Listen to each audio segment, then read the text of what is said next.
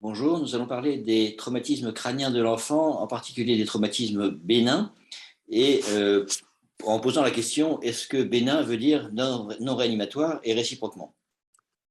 Alors, tout d'abord, le diagnostic de traumatisme crânien bénin, c'est bien sûr un diagnostic par défaut, et parmi la foule d'enfants qui viennent pour un traumatisme crânien apparemment bénin, il ne faut surtout pas passer à côté de cette aiguille qui est dans la botte de foin et pour qui il y a possibilité de perte de chance si on passe à côté. Alors, on va voir les patients, parmi les patients qui arrivent directement en neurochirurgie, donc les traumatismes crâniens mineurs, les fractures simples, et dans les traumatismes crâniens, accidentels ou non, dans quel cas on a un syndrome du bébé secoué bénin, on va voir que ça existe, sans coma, sans déficit, sans épilepsie. Et puis, quel est le contexte psychomédico-social qui est sous-jacent à ce traumatisme et qu'il faut prendre en compte. Et puis, on va voir qu'est-ce qui arrive secondairement en réa, qu'est-ce qui n'était finalement pas un traumatisme si bénin, c'est-à-dire avant tout l'hématome extradurale, bien sûr, les fractures évolutives, les enfants qui présentent secondairement une crise ou une poussée d'œdème, et puis les traumatismes crâniens de la base du crâne, avec brèche méningée, avec traumatisme vasculaire, qui peut nécessiter une prise en charge réanimatoire. Et puis donc, on va essayer de cerner les situations qui risquent de s'aggraver ou d'être sous-estimées. Alors, quand est-ce que le patient redescend en réa? Donc, à tout seigneur, tout honneur, l'hématome extradural secondaire. Ici, on a les statistiques des patients qui ont été opérés pour un hématome extradural et le délai d'opération. Donc, la grande majorité sont bien sûr opérés le jour même du trauma, de l'hospitalisation, mais également un certain nombre à J1 de l'hospitalisation ou à J2, etc., et même jusqu'à J15. Alors, bien sûr, il ne faut pas garder ces patients 15 jours à l'hôpital. Simplement, la conclusion, c'est que le délai de sécurité, il n'y a pas réellement de délai de sécurité au-delà duquel l'hématome ne va pas évoluer. Ce qui veut dire que si l'enfant va parfaitement bien, eh bien, effectivement, il va rentrer chez lui, mais il est indispensable que l'enfant soit surveillé à la maison et que les parents soient informés de la nécessité de surveiller, s'il ne s'agit pas de le mettre dans un lit pour aller sortir au restaurant. Donc là, on a l'exemple d'un enfant qui, à J0, avait un petit hématome qui avait été étiqueté, je crois, sous-dural et qui en fait était extradural. Et à J1, l'hématome avait grossi. Ce sont des choses qui arrivent. Et donc, il faut l'anticiper. Quand on a un petit hématome, même si l'enfant va bien, il vaut mieux le garder. Ensuite, le patient qui redescend en réanimation pour une crise convulsive. Alors, le nourrisson de moins de 3 mois, une crise, il faut le traiter comme s'il y avait un état de mal parce qu'il risque de faire d'autres crises qui vont passer inaperçues et ça peut être un état de mal dont on ne se rendra compte que sur l'EEG. Et donc, il faut être très agressif dans la prise en charge de ces patients. Ensuite, l'enfant, donc ça, c'est un exemple d'un enfant qui avait, à 12 heures du trauma, un petit saignement sous-dural, pas volumineux, mais qui a crisé et au bout de quelques temps, il avait grillé l'essentiel de son cortex, donc avec des lésions encéphaliques irréversibles majeures. Maintenant, si on a une petite lésion corticale, est-ce qu'il faut traiter? Si on a une lésion à risque, notamment en région frontale, en région fronto-orbitaire, on va se poser la question. Si le EEG est pathologique, on se posera la question. S'il y a eu une crise, on n'est pas certain que l'enfant récidivera. Donc, une seule crise, le plus souvent, on ne considère pas qu'il faut mettre en route un traitement. Donc, le nourrisson, donc le risque, c'est la sous-médicalisation, et la lésion corticale, le risque, c'est plutôt la surmédicalisation, parce qu'une fois qu'on a démarré un traitement, c'est parfois compliqué à arrêter, et les traitements anticonvulsivants ont un impact cognitif, comme on le sait. Chez le grand enfant, on a un autre problème, c'est la crise post-commotionnelle bénigne. Ça, c'est parfaitement bénin, le scanner est normal, le G est peu perturbé ou pas du tout. Donc, ça n'est pas de l'épilepsie, c'est une crise, ça fait partie du syndrome commotionnel.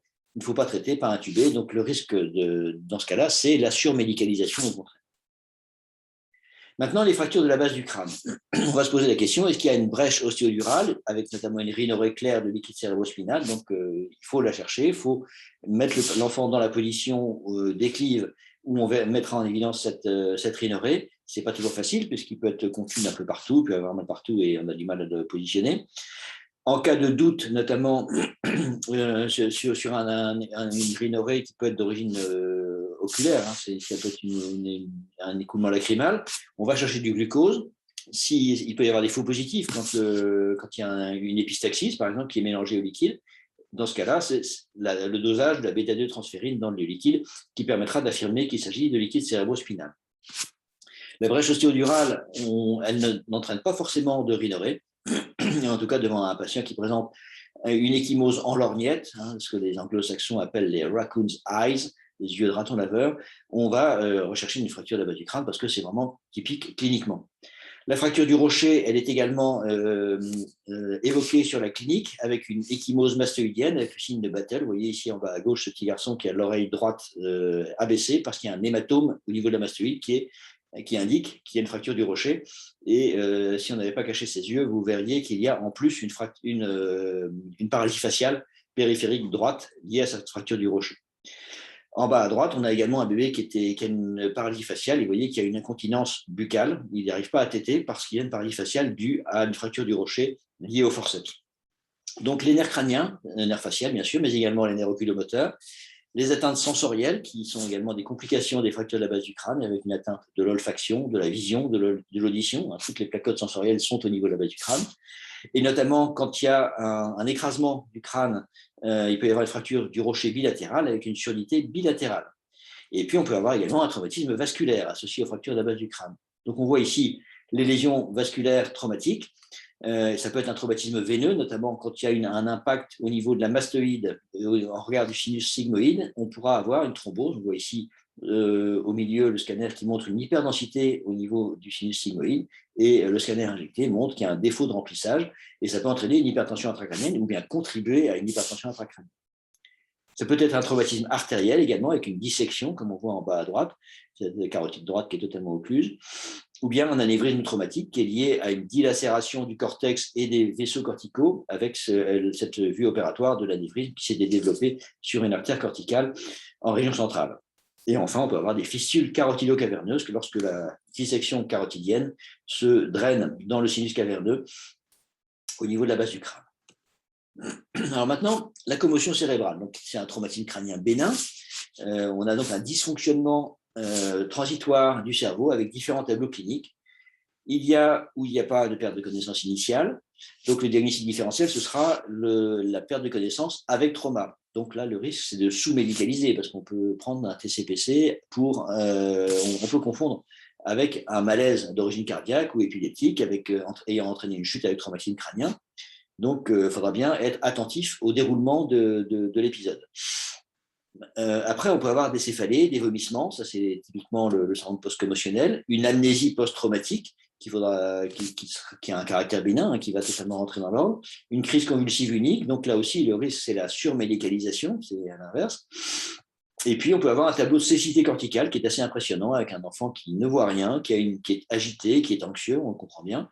C'est lié à un impact occipital, typiquement c'est un enfant qui tombe en arrière dans la cour de l'école. Avec un tableau qu'il faut rechercher parce qu'en fait, il ne va pas nous dire qu'il ne voit pas, il est anxieux, il est agité, et puis on se rend compte effectivement qu'il ne voit pas. Et c'est très transitoire, ça récupère en quelques heures. On a un EEG qui est perturbé dans la région postérieure, donc là aussi, le risque, c'est la surmédicalisation. Maintenant, les plaies du scalp, est-ce que la plaie est bénigne? Bon, ça peut saigner beaucoup, notamment quand l'enfant est petit. J'ai mis la masse sanguine d'un nouveau-né qui est 250 millilitres, comme vous le savez, c'est vite bu, et d'un enfant de 3 mois qui a 1 demi-litre de sang. Donc, cette plaie du scalp peut entraîner une déperdition sanguine et une chute tensionnelle. Maintenant, est-ce qu'il y a des lésions crâniennes sous-jacentes? Vous voyez ici un enfant qui était passé en fait sous la tondeuse à gazon de son papa. Donc, on voit les deux entailles du scalp qui sont importantes. Mais la tondeuse à gazon, c'est un traumatisme violent. Donc, au scanner, on a fait un scanner qui a montré qu'il y avait une embarrure liée à une des pales de la tondeuse. Et puis, c'est une plaie qui est souillée par un sepsis. Ici, vous voyez, c'est un scanner d'un enfant qui avait été mordu par un chien. En fait, c'était un gros chien, c'était un Danois. Et ce scanner a été fait quand il est revenu 1 mois après avec un abcès cérébral dû à l'inoculation par les crocs du Danois et dont il a failli mourir. Donc là, il y a un risque de perte de chance. C'est vraiment une sous-médicalisation. Le scanner aurait été fait d'emblée. Il faut avoir des indications larges. Un chien, ça a tout à fait les crocs qu'il faut pour passer à travers le crâne d'un enfant. Après, le traumatisme mineur du nourrisson, donc la bosse traumatique, ça peut être un céphalématome qui est défini par un hématome sous le périoste. Ce dernier est limité par l'adhérence au niveau des sutures, donc il n'est jamais très volumineux. Mais il peut y avoir un hématome extradural sous-jacent. Donc il peut y avoir du sang qui se collecte à la fois sous le périoste et en extradural. L'évolution le plus souvent, c'est vers une ossification. Donc l'enfant arrive vers l'âge d'1 mois avec cette bosse qui est déjà durcie, qui ne nécessite absolument pas d'opérer. Il faut rassurer les parents, parce qu'en fait, si on fait un scanner, bon, on ne fait pas forcément un scanner chez ces patients, mais si on le fait, on voit qu'il y a une nouvelle voûte crânienne qui se met en place et la voûte d'origine va se résorber et ça va disparaître comme un rocher à la marée montante. Maintenant, l'hématome sous-galéal, lui, il est plus superficiel, mais il peut être beaucoup plus volumineux parce que l'espace sous-galéal n'est pas du tout limité par les sutures. Et l'hématome n'est pas du tout bénin. Chez un nouveau-né, ça peut entraîner un tableau de choc, de CIVD, et par ailleurs, ça peut être révélateur d'un trouble de l'hémostase. Donc, c'est un problème d'un côté tout à fait bénin, avec un risque de surmédicalisation, et de l'autre côté, un risque de sous-médicalisation. C'est un problème de réanimation qui peut être grave. Maintenant, l'embarrure dite en balle de ping-pong, donc ça c'est typique du nouveau-né, qui est né avec une naissance instrumentale ou non. Ça concerne également des enfants qui sont nés par césarienne, parce qu'en fait c'est lié à une compression du crâne de l'enfant contre le promontoire de la mère. Et donc là, sur le scanner en bas à gauche, c'est un bébé qui est né par césarienne après une tentative de voix basse qui a été particulièrement acrobatique, et ça a entraîné une déformation importante nécessitant une intervention. Alors, dans quel cas est-ce qu'il faut opérer ces embarrures? Ici, on a toute une série d'enfants pour qui j'avais fait un petit sondage auprès des neurochirurgiens pédiatriques en France pour voir du plus bénin au plus important à quel moment la majorité des neurochirurgiens pédiatriques opéraient. Et donc, la césure, elle est là. Et donc, dans un cas, on risque de surmédicaliser. Dans les autres cas, on risque de sous-médicaliser. Donc, ce sont des impressions, les indications opératoires sont prises sur plutôt des impressions que sur de l'évidence scientifique. On n'a jamais montré qu'il y a une compression du cerveau et on n'a pas tellement envie d'attendre quand on a une compression importante, de voir l'effet sur le cerveau. En tout cas, c'est un petit peu le ressenti de l'ensemble des neurochirurgiens pédiatriques en France. Le trauma accidentel mineur du nourrisson, ça peut être dû à un accident de la voie publique, un accident domestique, un traumatisme obstétrical minime. Ça entraîne des lésions du scalp, de la voûte, des lésions méningées, des lésions cérébrales. Alors, ici, on a 3 enfants, avec l'un un saignement périmésencéphalique, l'autre un gros hématome extradural, le troisième une contusion hémorragique en région centrale, où on voit très bien se dessiner du côté gauche le sillon rolandique. Et quel est le point commun entre ces 3 patients? C'est le trotteur. Le trotteur, c'est quelque chose qui existe depuis longtemps, au Moyen-Âge. On a des tableaux anciens qui l'attestent. Et c'est toujours en activité, alors que depuis plus de 20 ans, bientôt 30 d'ailleurs, c'est banni aux États-Unis et au Canada. Donc c'est considéré comme quasiment de la maltraitance. Et les recommandations de la revue Pediatrics, c'était qu'il fallait détruire tous ces trotteurs pour qu'il n'y ait plus ce genre d'accident totalement stupide. On a vu 2 morts dus à des accidents de trotteurs. Alors, le traumatisme non accidentel, là c'est un chapitre très important de la traumatologie du nourrisson, et ça peut arriver chez les enfants qui ont l'air d'aller bien. Donc il faut diagnostiquer, il faut signaler, traiter et suivre. Donc ça concerne l'assistance sociale, la police, la prison et ça, c'est la prise en charge judiciaire. Et à côté de ça, il y a la prise en charge médicale qui est bien sûr de traiter le patient et de voir comment il évolue. Alors, les étapes du diagnostic, on a un enfant qui arrive aux urgences avec une altération de l'état général, des douleurs, des vomissements, des crises. Il n'y a pas du tout de notion de trauma. Les gens ne se vantent jamais d'avoir secoué leur enfant. Donc, il va falloir faire la différence entre un saignement intracrânien et puis des urgences habituelles, méningite, gastro-entérite, invagination intestinale, appendicite, etc. Le saignement intracrânien, il va falloir déterminer s'il est spontané, ce qui est peu fréquent chez le nourrisson, ou bien s'il est traumatique. Et si c'est traumatique, est-ce que c'est un traumatisme accidentel ou un traumatisme non accidentel? Vous voyez, ça se resserre. Alors, il y a des causes médicales de saignement. Le saignement intracrânien, est-ce qu'il est traumatique? On a des causes connues de saignement spontané dans des différentes pathologies médicales. Maladie de Villebrand, hémophilie, déficit en vitamine K, thrombocytopénie, ça, on le sait immédiatement d'après le bilan sanguin. Le syndrome de Wiskott-Aldrich, c'est une fragilité plaquettaire qui est associée à un albinisme, qu'on voit au fond d'œil. Anomalie des acides gras à chaîne courte, des aciduries glutariques, aciduries méthylmaloniques, ça, on le diagnostique dans le bilan métabolique quand on suspecte un syndrome du UV secoué. Et puis, toutes les autres causes, Bailey-Lopstein, polykystose rénale, traitement par Révatio et traitement par everolimus, ça, on le sait par le contexte. Donc, on arrive très rapidement au diagnostic du syndrome du bébé secoué en ayant éliminé toutes ces causes rares mais possibles de saignement.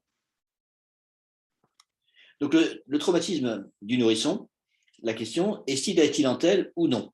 Donc, on a des éléments positifs en faveur d'un traumatisme non accidentel. On a des lésions hémorragiques.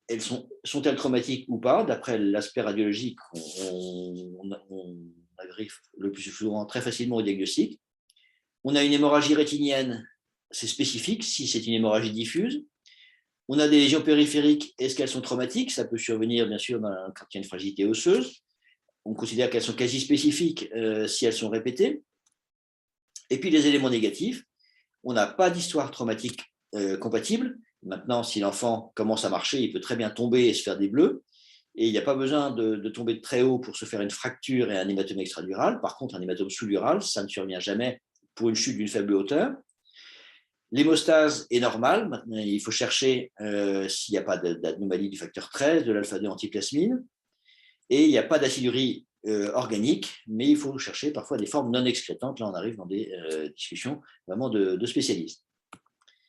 Alors, le syndrome du bébé secoué, il y a beaucoup de gens qui pensent que c'est toujours des enfants qui arrivent dans un état grave. Or, c'est faux. Il y a des biais de recrutement. Le neurochirurgien, il voit des enfants à opérer. Le neurologue, il voit des enfants qui ont des lésions neurologiques. Et la NAPAD voit des patients qui sont morts.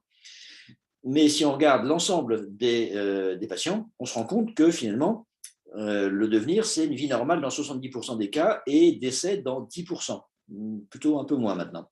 Et puis, à peu près un quart de patients qui ont des séquelles plus ou moins graves. Évidemment, il faut voir sur le long terme, mais toujours est-il qu'il y a beaucoup de ces enfants qui arrivent aux urgences et qui montent directement en neurochirurgie parce que leur état neurologique n'est pas inquiétant. Ils arrivent en neurochirurgie parce qu'il y a une hypertension intracrânienne isolée ou une macrocéphalie évolutive. Donc, on fait un bilan systématique, fond d'œil, radio de squelette, bilan de coagulation, chromatographie des acides organiques. Et puis, il ne faut pas passer à côté de ces cas de bénins parce que si on les méconnaît, eh ben, ils rentrent chez eux et ils peuvent être de nouveau maltraités et la récidive de maltraitance est souvent fatale. Maintenant, l'hématome sous-dural chronique isolé du nourrisson, c'est souvent très difficile de faire le diagnostic. On a une augmentation du périmètre crânien qui parfois on a une allure de la courbe qui montre un décrochement, mais parfois ce n'est pas tellement différent de ce qu'on voit dans la macrocéphalie essentielle. On n'a pas de lésions sous-jacentes, notamment pas de kyste arachnoïdien. Enfin, on a un fond d'œil qui est normal, mais s'il est fait tardivement, on sait que les hémorragies peuvent disparaître rapidement.